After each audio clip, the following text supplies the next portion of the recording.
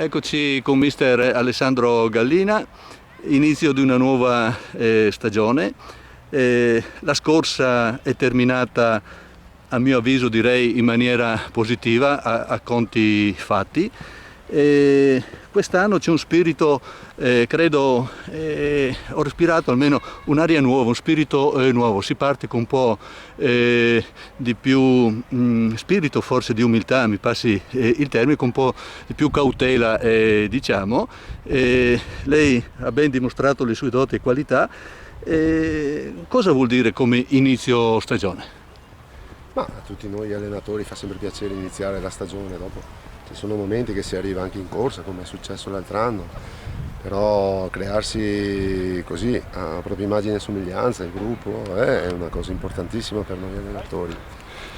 Quest'anno abbiamo una squadra giovane, formata da 7-8 di una certa età, così, una gente sana, gente mentalmente che ha il cuore e la voglia di insegnare ai più giovani quello che sarà il nostro campionato. La rosa, la formazione, oggi c'è stata la presentazione e mancavano 3 elementi.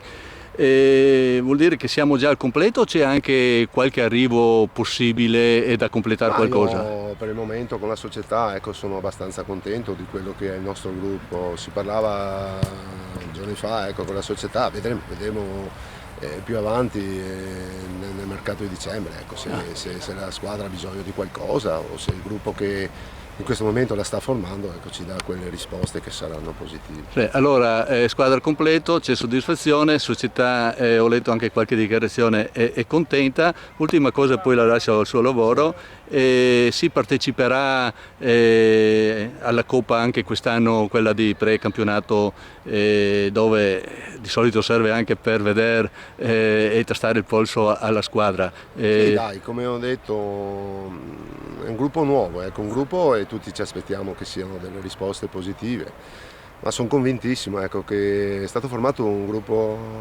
così omogeneo con ragazzi importanti come i De Cecco, i Pivetta, i Mazzarella, il Cervesato, e altri giovani che hanno una voglia di seguire, per cui dobbiamo essere fiduciosi, come ho detto anche prima, abbiamo bisogno di tutti. Io intendo sempre il gruppo, che sia un gruppo che sia il pubblico, la società ci stiano vicini, perché abbiamo bisogno di tutti. Possiamo dare un appuntamento per la prima partita ufficiale? Ce l'avete già una data o no?